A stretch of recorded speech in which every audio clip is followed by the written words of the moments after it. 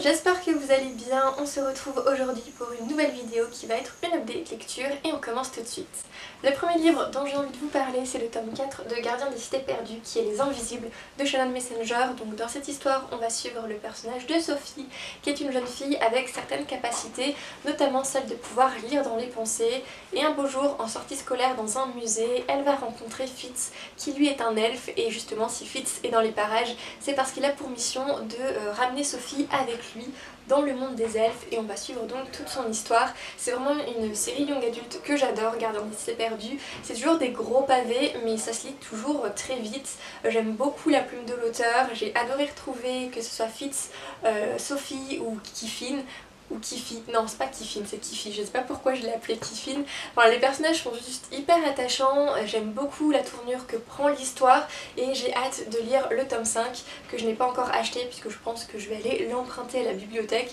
Vu qu'ils les ont, ça me permettra voilà, de les poursuivre peut-être cet été. Enfin, bon, vous savez, j'ai déjà beaucoup de livres à lire cet été, mais si j'ai envie de lire, je sais pas pourquoi, le tome 5, je pourrais toujours aller voir s'ils l'ont à la bibliothèque. Et voilà, comme c'est un tome 4, je peux pas trop vous en dire, à part que c'est vraiment une saga que je vous conseille. Les 5 premiers tomes, je crois, sont déjà sortis en format poche, donc n'hésitez pas à vous lancer, parce que vous n'allez pas le regretter, c'est vraiment une chouette saga. Je poursuis avec un roman que j'ai abandonné, et c'est le premier tome de la trilogie The Imperium, qui est donc Fairyborn de Claire Legrand, qui est un livre en VO. Alors ça va être un peu beaucoup compliqué de vous résumer cette histoire. Ce qu'il faut savoir, c'est qu'il y a eu une prophétie qui a annoncé l'arrivée de deux reines, une de sang et une autre de lumière, qu'on est dans un univers où avant les anges régnaient sur Terre et qu'il y a eu un soulèvement qui a fait que les anges ont dû quitter la Terre, et donc cette prophétie annonçait l'arrivée de deux reines, une de sang et une autre de lumière, et dans cette histoire on va suivre deux jeunes filles. D'un côté on a Riel et d'un autre Eliana qui sont séparées par un siècle, et ces deux jeunes filles donc sont là pour intégrer les deux reines qu'annonçait la prophétie. Voilà pour ce qui est du résumé.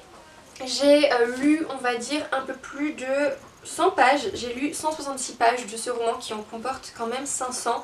Je pensais que j'allais adorer parce que l'univers est vraiment chouette à découvrir. J'ai beaucoup aimé la plume de l'auteur, mais malheureusement j'ai pas réussi à rentrer dans l'histoire. Je trouve que ce qui est dommage, c'est qu'on découvre tout de suite qui va incarner la reine de sang, et je pense que l'auteur, j'aurais préféré en fait que l'auteur nous laisse nous faire nos propres, on va dire, hypothèses concernant qui est la reine de lumière et qui est la reine de sang, plutôt que de tout de suite, dès les premières pages, nous dire laquelle était supposée être la méchante.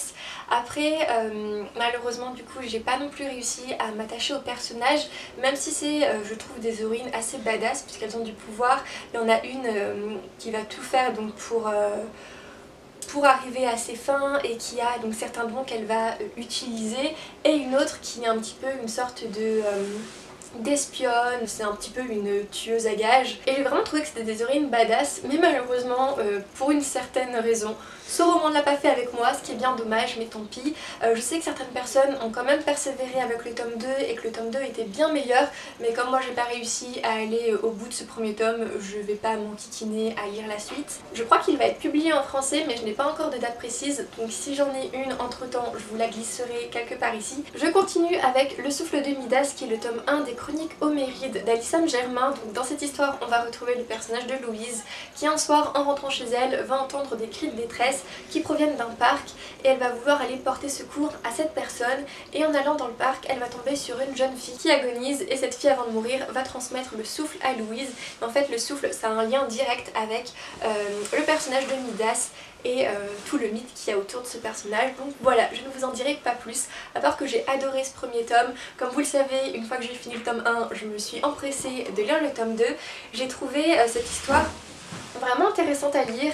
De toute manière, moi je sais que dès qu'il y a un peu question de mythologie, je suis sûre quasiment d'aimer. J'ai trouvé la plume d'Alissane vraiment fluide, ça va vite à lire, on est très vite pris dans l'histoire, les personnages sont attachants, et je ne vous en dirai pas plus, mais si vous aimez beaucoup les livres sur la mythologie, Je vous conseille celui-ci, il est assez court le premier tome, il fait moins de 300 pages, ça va très vite à lire et franchement vous n'allez pas le regretter. Je poursuis avec Ashlone de Ashurwa qui a malheureusement été une lecture très vite abandonnée.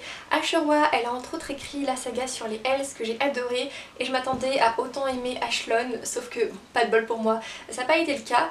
Vous résumez, ce roman va être un peu compliqué parce que de vous à moi j'ai quasiment tout oublié de cette histoire, mais je sais que ça se passe, c'est pas un roman post-apocalyptique mais disons que notre monde a connu d'énormes changements à cause du réchauffement climatique et que les personnages sont un peu retournés à une vie proche de la nature. Et on va suivre donc notre héroïne qui s'appelle Sigale qui voulait donc se destiner à en transmettre le savoir puisque les gens sont répartis en catégories. Donc il y a les personnes qui vont faire un job en rapport avec l'armée, d'autres qui eh bien, vont transmettre le savoir et une autre catégorie encore que j'ai oubliée. Malheureusement pour Sigale ça va pas se passer comme ça puisque sa sœur va être victime d'un accident qui va la laisser paraplégique et chaque famille en fait, le premier enfant est censé s'engager dans l'armée et comme la sœur de Sigale ne va plus pouvoir s'engager sur cette voie, c'est Sigale qui va devoir reprendre le flambeau alors qu'elle n'est absolument pas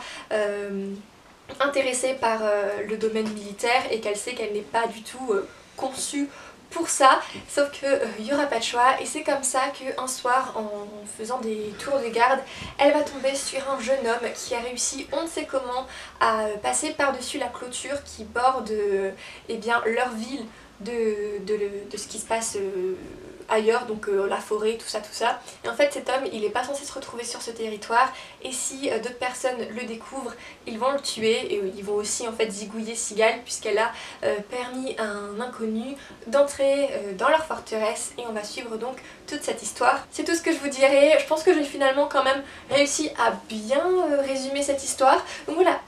De base, l'histoire ça m'intéressait énormément, mais j'ai pas retrouvé le charme qui a fait que j'ai adoré les Hells, j'ai pas réussi à m'attacher aux personnages, il pouvait leur arriver des bricoles, je m'en contrefoutais. Même le mystère concernant le jeune homme à qui Sigale va porter secours, ça m'intéressait pas plus que ça. J'ai trouvé que l'histoire au début est assez longue à se mettre en place et comme je l'ai lu à un moment où ça n'allait pas trop au niveau lecture, je pense que ça a d'autant plus fait que je l'ai très vite abandonné parce que je voulais un bouquin où l'action était présente ou en tout cas un livre qui allait se lire très vite et Ashlone ça l'a pas fait. J'ai eu beau le reprendre un peu plus tard, j'ai pas réussi une nouvelle fois à rentrer dans l'histoire ou même à me soucier des personnages, donc c'est que malheureusement ce roman n'est pas fait pour moi.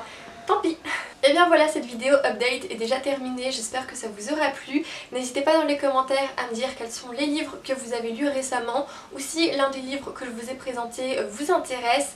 Et sur ce, eh bien comme d'habitude, je vous souhaite de très belles lectures et on se dit à dimanche. Bye.